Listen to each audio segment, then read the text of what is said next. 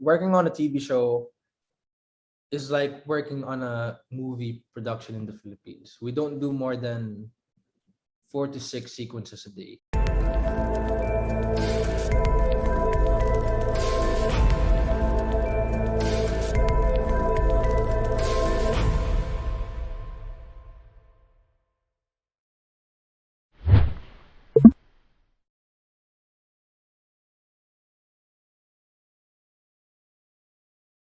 Working on a TV show is like working on a movie production in the Philippines. We don't do more than 4 to 6 sequences a day. Sa Pilipinas kasi, syempre, I mean, we can't compare it. I mean, we live in times where weather is more extreme in the Philippines. Syempre, di alam ng mga maraming tao na we sometimes do 20 to 30 sequences a day.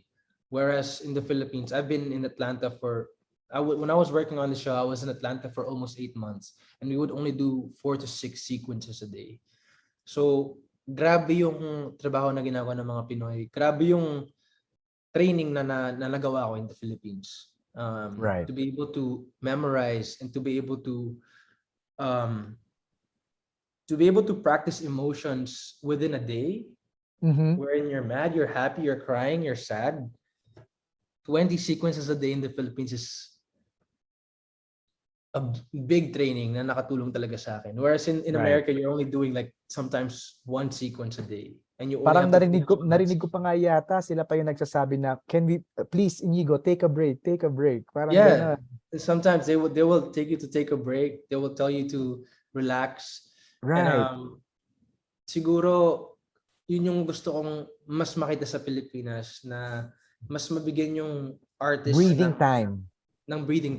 Kasi minsan bipolar, minsan nakakabigla, and minsan siguro yun yung mahirap i-explain ng mga artists sa Philippines, na kunyari makita mo sila na wala sila sa mood. Right. Hindi nyo alam na siguro kakatapos lang nila umiyak sa eksena, kasi isang ganun kailangan mo gawin yung isang eksena. Tapos kailangan mo mag-smile agad sa mga tao as if nothing happened. In the States, it's more is it right, secluded? Tama ba yung term? Na parang isolated, mas tago yung mga nangyayari. Right.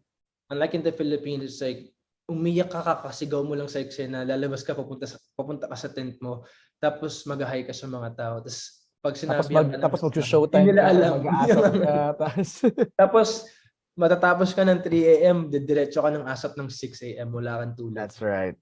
Maybe it's something that, in the future, artists like you, pagbalik sa Pilipinas, can probably recommend that. Diba? Pag naging producer ka na or director ka na. Ang hirap mag-memorize ng choreography nang wala kang tulog.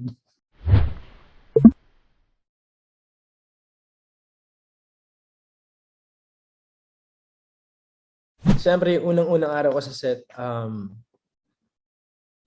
siyempre, unang takot ko ay wala akong RM, wala akong handler na sasama sa akin. You're on your own. I'm on my own. And first day ko sa set, and hindi ko alam saan tatambay, hindi ko talaga alam saan ako pupunta. Nahihiya ako magtanong. And then after they did my makeup, doon lang ako lang ako sa makeup trailer. Tapos hanggang sa I needed to use the restroom, and I was like, excuse me, where can I use the restroom? Sabi ko ganun. And then sabi sa akin ng mga nagme-makeup, sabi nila, you have a trailer, why don't you use the restroom in your trailer? Tapos natulala ako, sabi ko, trailer? Tapos lumabas na ako. Tapos tinignan ko, kasi ang dami talagang trailer dun sa set namin. And then naghanap ako, tapos hinanap ko yung pangalan ko, either Ace or Iñigo. And then I found Ace. Sabi ko, isa lang naman siguro yung Ace sa project na to.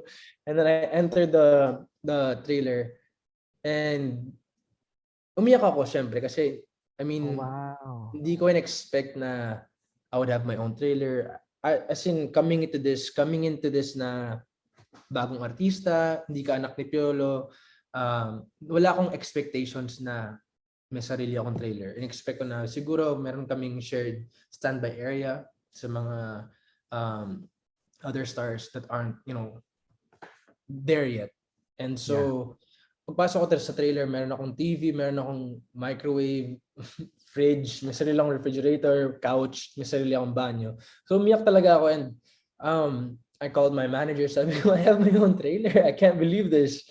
And when I got to set, meron, alam yung nakikita sa mga pelikula, yung upuan na may pangalan ka na, Iñigo Yeah, Pascual. yep. Director's chair, parang gano'n. Yeah, that chair. I had one of those, and then nahiya pa ako kasi syempre sanay ako sa Pilipinas na, syempre, ayun yung nasisip ko na, sanay ako na pag Pinoy, bibigyan ako ng upuan or something. Pero ngayon, parang ibang lahi na yung nagbibigay sa akin ng taping chair ko. Yung sabi ko, wait lang, chill ka lang. Sabi ko, nahiya pa ako. And then, syempre, a lot of things that I experienced for the first time. You know, parang, in a way, VIP treatment, you know, being picked up from the airport, tapos naka luxury car, sabi ko, love, big time. Sabi ko, big time. Tapos sinundo kami sa bahay, papunta sa airport, tapos galing sa airport, papunta sa hotel. Sabi ko, la, ibang klase to. Sabi ko, a lot of things na, in a way, when you experience it, yung parang nahihiya ka na, parang, ba't ganun? Ba't ako? Parang, parang in-underestimate mo. Parang gano'n. Parang in-underestimate ko, hindi ko in-undervalue mo yung sarili mo. Parang Exactly. gano'n. Kasi siyempre parang starting from nothing, di ba? Parang in-expect ko na hindi ko ilalagay yung anong meron ako sa Pilipinas dito kasi hindi naman ako yun na sa Pilipinas dito sa project na to. Right. And so Alam mo I had no yung expectation. ang daming glitz nung kinukuwento mo, pero I'm getting this also. I'm also getting this sense na it kind of humbled you. Sobra po, sobra. It felt surreal. I mean, especially to be working with Susan Sarandon.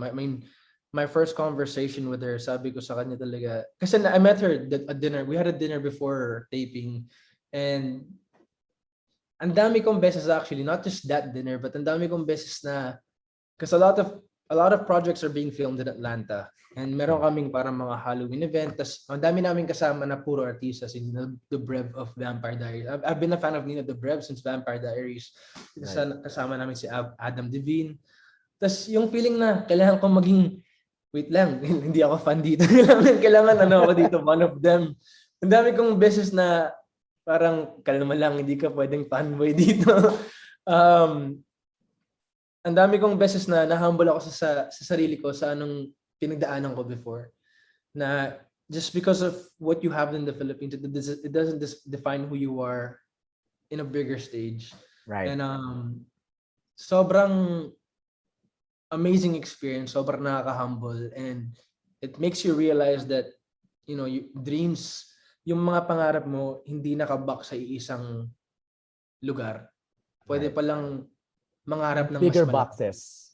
There are bigger boxes pa. Diba? Nasa Exactly. small box ka pa lang. There are bigger boxes around you.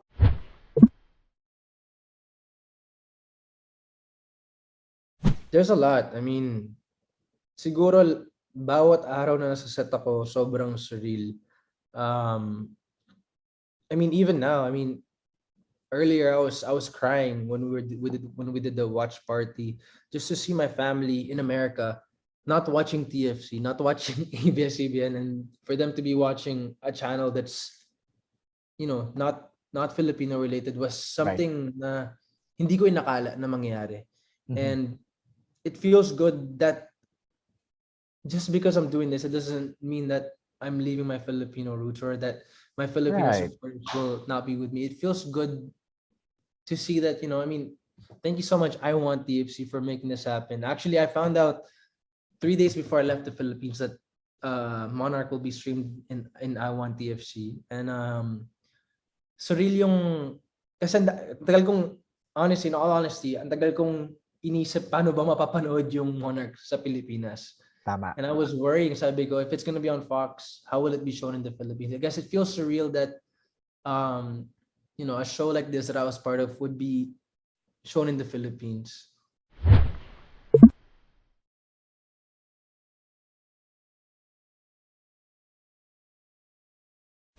Oh yeah, big time. I mean, especially with the show. Excuse me.